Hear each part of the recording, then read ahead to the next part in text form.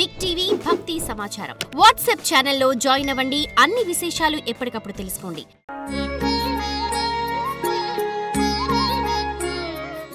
ఓం శాంతి. నమస్తే. శ్రీమద్ భగవద్గీత అసలైనటువంటి యోగ శాస్త్రం. ప్రతి శ్లోకం, ప్రతి అధ్యాయం యోగం గురించే చర్చిస్తుంది. కానీ ఈ కాలంలో యోగము అంటే ఏదో ఉదయం సాయంత్రం కాస్త ఒక బ్రీదింగ్ ఎక్సర్సైజ్ చేసేసుకుని 2-3 ఆసనాలు వేసేసి ప్రాణాయామం చేసేసి మేము యోగా చేసేస్తున్నాము అనుకుంటున్నాము. కానీ భగవద్గీతలో ఎక్కడా కూడా ప్రాణాయామాల గురించి కానీ ఆసనాల గురించి కానీ వివరించడం జరగలేదు. భగవద్గీత ఏం చెప్తుంది అంటే యోగము అంటే ఏదో ఉదయం సాయంత్రం పూటకింత ఆహారం తినేలాగా చేసేటువంటి ఒక ప్రక్రియ కాదు. యోగము అంటేనే జీవితం. మనం యోగం చేసేవాళ్ళం కాదు, యోగి జీవితాన్ని జీవించేటువంటి వారిమే. అందుకే భారతదేశం కర్మయోగుల యొక్క జీవితం, కర్మయోగుల యొక్క దేశం. అందుకనే ప్రభుత్వం వారు కూడా ఎవరైనా ప్రభుత్వంలో మంచిగా ఉద్యోగం చేస్తున్నారు అంటే వారికి కర్మయోగి అనేటువంటి అవార్డు కూడా ప్రదానం చేస్తారు. అలాగే వివేకానందుల వారు కూడా ఏమన్నారు అంటే కర్మలను ఆచరించకుండా ఉట్టిగా నేను జస్ట్ థియరీ ఒకటే నేను చదువుకుంటూ కూర్చుంటాను అంటే అలాంటి అధ్యయనం వల్ల ఉపయోగం లేదు, కర్మ చేసినప్పుడే దాని ఉపయోగము అని. అదేవిధంగా నేటి మానవుడి యొక్క కర్మలలో శ్రేష్టత లేకపోవడానికి కూడా కారణం ఏంటి అంటే కర్మయోగం మానేసి కేవలం మనం పని చేసే దాంట్లో మనం ఏకాగ్రమైపోతున్నాము. నా పని అయిపోయిందా లేదా అనే చూస్తున్నాము. కానీ భగవద్గీత ఏం చెప్తుంది అంటే కర్మయోగి స్థితిలో ఉండి కర్మ చేయమని. మరి అది ఎలా చేస్తాము? కర్మ చేస్తామా, యోగం చేసుకుంటూ కూర్చుంటామా? రెండు ఒకేసారి ఎలా సాధ్యము? దీనికి ఉన్నటువంటి ఒక చిన్న ప్రక్రియే. చూడండి, మన పెద్దవాళ్ళు ఏం చెప్తారు, ఏ పని ఆరంభించే ముందైనా గణేశుడికి వందనం చేసి పని ఆరంభించమంటారు. చిన్న పూజ అవ్వచ్చు, ఒక వివాహం అవ్వచ్చు, గణేశుడికి ముడుపు కట్టే మనం చేస్తాం. అలాగే ఇంటి నుంచి బయటికి వెళ్ళేటప్పుడు దేవుడికి దండం పెట్టుకుని వెళ్ళమని చెప్తారు. అంటే మన పెద్దవాళ్ళు ఎంతో ఆలోచించి ఇలాంటి నియమాలు పెట్టారు. అంటే ఏ కర్మ చేసే ముందు అయినా సరే ఆ పరమాత్ముని యొక్క స్మృతిలో మనం ఎప్పుడైతే కర్మను ఆచరిస్తామో అప్పుడు మనం ఒక యోగిలాగా, అంటే నిమిత్త మాత్రంగా అయ్యి కర్మ చేస్తాం తప్ప కర్మ బంధనలోకి వచ్చి మనం కర్మ చెయ్యము. కర్మ చేసే ముందు పరమాత్మని యొక్క స్మృతితో మనం చేసినటువంటి కర్మ శ్రేష్ట కర్మ అవుతుంది. ఒకవేళ పరమాత్మని స్మృతి లేకుండా కేవలం అహంకారంతోనూ స్వార్థంతోనూ ఇలాగా ఏవైతే పంచ వికారాలు ఉన్నాయో వాటి ఆధారంతో చేసేటువంటి కర్మలు వికర్మలైపోతాయి. ఒకప్పుడు ఏమనేవారు, ఆచితూచి కర్మ చేయాలి అనేవారు. కానీ ఈ కలియుగంలో అంతా ఉల్టా ప్రపంచం. ఇప్పుడేమంటున్నారు, ముందు చెయ్యండి, తర్వాత ఏం జరిగితే అప్పుడు చూద్దాము అని. కానీ ఇంక తర్వాత చూడ్డానికి ఏమీ ఉండదు, అంతే కదా. మనం పర్వాలేదు, ఏమన్నా చెడు అలవాట్లకు అలవాటు అయ్యేవాళ్ళు కూడా ఫ్రెండ్స్ ఏమంటారే, పర్వాలేదురా 1-2 దమ్ము కొడితే ఏమైపోతుంది, తర్వాత చూసుకుందాంలే అంటారు.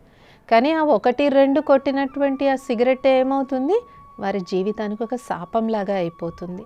కాబట్టి మన కర్మలలో మనం భగవంతుడి స్మృతిని మనం తీసేసిన కారణంగా కర్మ స్వార్థపూరితంగా అయిపోయి వికర్మ కింద అయిపోయింది. కాబట్టి కర్మ యోగిలాగా మనం జీవించాలి తప్ప కర్మ సన్యాసం కూడా కరెక్ట్ కాదు. కొంతమంది నేను ఏ పని చేయకుండా ఖాళీగా కూర్చుని మేము కర్మ సన్యాసం చేశాము అని అనుకుంటారు. చూడండి, భగవంతుడు ఈ ప్రపంచంలో చరాచర జీవులను సృష్టించాడు. ఆఖరికి చిన్న గడ్డి పోచకు కూడా పనుంది. గడ్డి ఎక్కడైతే ఉంటుందో ఆ ప్రదేశం ఎంత ఆహ్లాదంగా ఉంటుంది. ఆ గడ్డి మధ్యలో ఎన్ని చిన్న చిన్న క్రిమికీటకాలు బతుకుతాయి.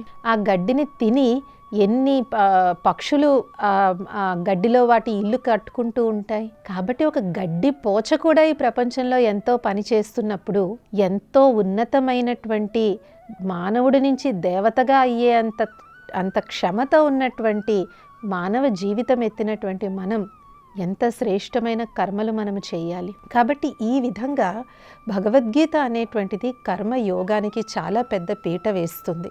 అందుకనే అర్జునుడు ధనుర్బాణాలు వదిలేస్తాను, నేను రాజ్యాన్ని ఇచ్చేస్తాను అని అన్నా కూడా భగవంతుడు అది చెయ్యమని చెప్పలేదు. నీ కర్తవ్యాన్ని నిర్వర్తించడమే నీ పని అని చెప్పారు. ధర్మాన్ని కాపాడడం కోసం నీకు ఇన్ని రకాల గాంధీవం ఏంటి, ఎవరి దగ్గర లేనటువంటి ధనుర్బాణాలు అన్నీ కూడా అర్జునుడికి సమకూరాయి. ఎందుకు ఇచ్చారా దేవదేవతలందరూ అర్జునుడికి ఆ ధనుర్బాణాలన్నీ? ధర్మాన్ని కాపాడతాడని. అంతేకాని అవన్నీ వదిలేసి పక్కన వదిలేసి ఏదో అడవుల్లోకి వెళ్ళిపోతాడని కాదు. కేవలం అర్జునుడికే కాదు, భగవంతుడు మన అందరిలో కూడా ఎన్నో ప్రతిభలను నింపాడు. కానీ నేటి తరం ఆ ప్రతిభలను మర్చిపోయి భగవంతుణ్ణి మర్చిపోయిన కారణంగా అదే ప్రతిభను స్వార్థానికి, సమాజంలో అలజడిని సృష్టించడానికి, అధర్మాన్ని పెంచడానికి వినియోగిస్తుంది. భగవద్గీత ఈ కాలంలో ప్రతి ఒక్కరూ కూడా చదువుకోవాలి. అప్పుడే మనమేంటో, మన మూలాలేంటో, మన ఆరిజిన్స్ ఏంటో మనకి తెలుస్తాయి. అవి తెలియని కారణంగా ఇతరితర సంస్కృతులు, ఇతరితర కల్చర్స్ యొక్క ప్రభావంలోకి పడిపోయి నేటి యువత అటికీ కాక ఇటికీ కాక ఎటికీ చెడని రేవడిలాగా తయారవుతూ ఉన్నారు. ఎందుకు? మనం ఉండేది భారతదేశంలో, మన సభ్యతా సంస్కారాన్ని మనం వదలలేము. కానీ దీని పట్ల మనకు అవగాహన లేదు. అవగాహన లేని కారణంగా పాశ్చాత్య సభ్యతా సంస్కారాలని పొందుపరుచుకుని వారిలాగా జీవించడానికి ప్రయత్నిస్తున్నారు. కానీ అది సరిగ్గా చేయలేకపోతున్నారు, ఇది సరిగ్గా చేయలేకపోతున్నారు. కాబట్టి ఈ రోజుటి నుంచి మనందరం ఒక చిన్న మార్పును తెచ్చుకుందాం. ఏ పని చేసే ముందన్నా, వంట చేసే ముందు, ఒకప్పుడు వంట చేసే ముందు గృహిణులందరూ ఏం చేసేవారు?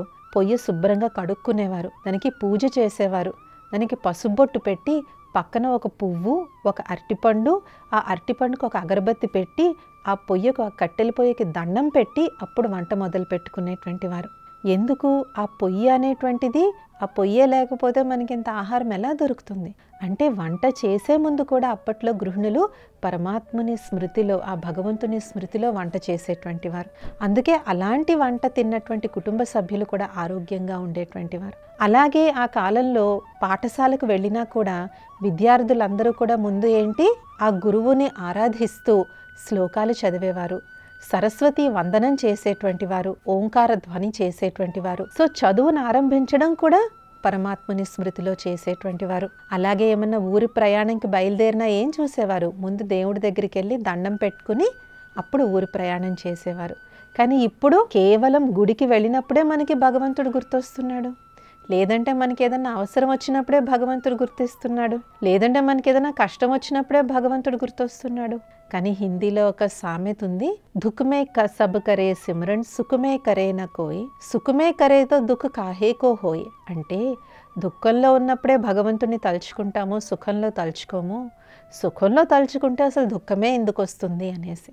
కాబట్టి మనం ఏ కర్మను ఆచరిస్తున్నా భగవద్గీత మనకి తెలియజేసిన విధానంగా యోగిలాగా, అంటే పరమాత్మని యొక్క స్మృతిలో మనం కర్మను ఆచరించి, తండ్రి ఇందులో నాకు జయం వచ్చినా అపజయం వచ్చినా రెండూ నీవే, నేను కేవలం నిమిత్త మాత్రంగా అయ్యే నేను కర్మ చేస్తున్నాను అంతే, దీని కర్మ ఫలితం నాకు ఎలాంటిది ఇవ్వాలో అది నీ చేతిలో ఉంది అనేసి కర్మను, కర్మ ఫలితాన్ని కూడా మనం ఎప్పుడైతే భగవంతుడికి సమర్పణ చేసి నిమిత్తంగా అయ్యి కర్మ చేస్తామో అప్పుడు మనం కర్మయోగిలాగా అయ్యి కర్మ చేస్తాము. దీనివల్ల మనం దాని యొక్క రిజల్ట్కి మనం అటాచ్ కాము, రిజల్ట్ ఎలాగున్నా కూడా మనం స్వీకరించగలుగుతాము.